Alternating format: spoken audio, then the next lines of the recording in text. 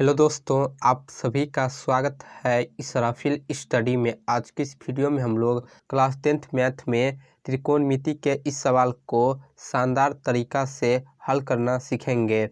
तो वीडियो को पूरा लास्ट तक देखिएगा ताकि आप अच्छे तरीके से समझ सके। और अगर आप चैनल पर पहली बार आए हैं तो चैनल को सब्सक्राइब ज़रूर कर लीजिए। तो सवाल है दोस्तों, यदि थीटा बराबर 30 डिग्री तो सिद्ध करें कि 4 cos cube theta minus 3 cos theta बराबर 0। यानी थीटा बराबर हमें 30 डिग्री दिया है और हमें सिद्ध करना है कितना बराबर 0 होता है। तो देखिए हल, यहाँ पर हमें दिया क्या है उसे लिख लेते हैं। तो यहाँ पर हमें थीटा बराबर दिया है 30 डिग्री और हमें सिद्ध करना है 4 cos cube theta minus 3 cos theta बराबर 0। तो इसे लिख लेते हैं 4 cos cube theta minus 3 cos theta. तो इसे हल कर कर हमें 0 सिद्ध करना है।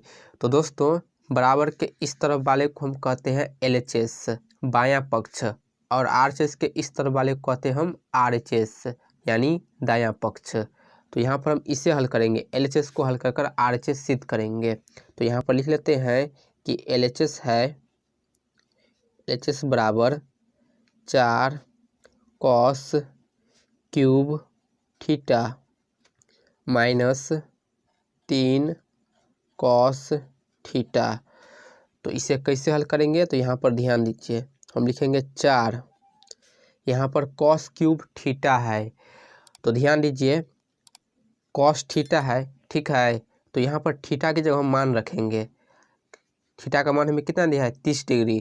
तो यहाँ पर लिखेंगे कॉस क्यूब और थीटा का मान दिया है 30 डिग्री।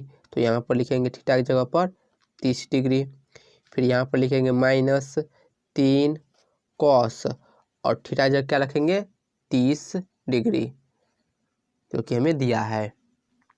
अब देखिए लिखेंगे 4, यहाँ पर क्या है कॉस क्यूब 30 डिग्री। तो यहाँ पर दोस्तों हम कॉस 30 डिग्री का मान रखेंगे। आपको मान सारणी में मान पता होगा कि कॉस 30 डिग्री का मान कितना होता है। तो कॉस 30 डिग्री का मान दोस्तों साइन 60 डिग्री का मान होता है। तो साइन 60 डिग्री का मान होता है √3/2, यानी कॉस 30 डिग्री का मान होगा √3/2, ठीक है। तो यह है कॉस 30 डिग्री का मान। लेकिन यहाँ पर क्या है कॉस क्यूब है तो इसका हम क्यूब कर देंगे, ठीक है, पावर में 3 लिखेंगे। फिर यहाँ पर माइनस है तो माइनस 3 गुण्य कॉस 30 डिग्री है तो कॉस 30 डिग्री का मान होता है √3/2, ठीक है। यहाँ तक आपको क्लियर हो गया। अब देखिए 4 है तो 4, फिर गुण्य √3/2 के ऊपर क्यूब लगा है।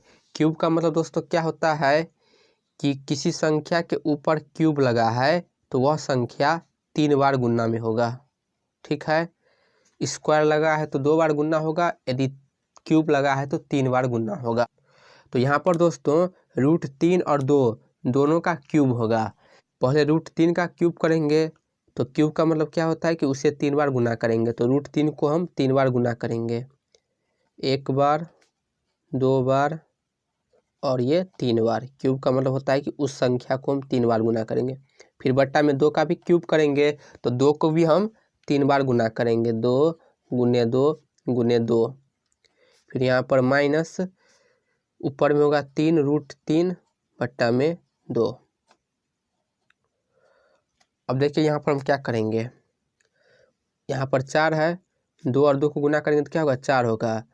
तो इस दोनों 2 से ये 4 कट गया। अब ऊपर में देखिए √3 गुने √3 है।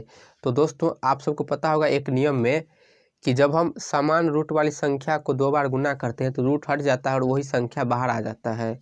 यानी यदि हम यहाँ पर √3 और √3 को गुना करेंगे तो क्या होगा, रूट हट जाएगा, 3 बाहर आ जाएगा, ठीक है।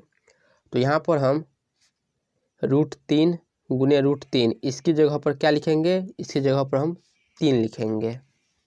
तो यहाँ पर लिख लेते हैं, इसकी जगह पर 3 और गुने में क्या है √3, फिर बट्टा में क्या है 2, फिर यहाँ पर है 3√3 बट्टा में 2। अब देखिए दोनों का हर सेम है, बराबर है, तो अंश को हम घटा सकते हैं। तो अंश में क्या होगा √3 माइनस में फिर 3√3 और बट्टा में हर का एलसीएम आएगा 2। 3√3 में से 3√3 घटाएंगे तो कितना होगा 0 होगा, और बट्टा में 2। 0 में 2 से भाग देंगे तो क्या होगा 0 ही होगा। 0 से किसी संख्या में भाग देने पर 0 होता है। तो ये जो 0 है दोस्तों किसके बराबर आ गया, RHS के बराबर, यानी LHS बराबर RHS हमारा सिद्ध हो गया, प्रूव्ड हो गया। तो इस प्रकार हम इस सवाल को बेहतरीन कॉन्सेप्ट से हल करेंगे। आई होप आपको वीडियो समझ आई होगी। यदि आपको वीडियो पसंद आए तो वीडियो को लाइक और चैनल को सब्सक्राइब ज़रूर कर लीजिए।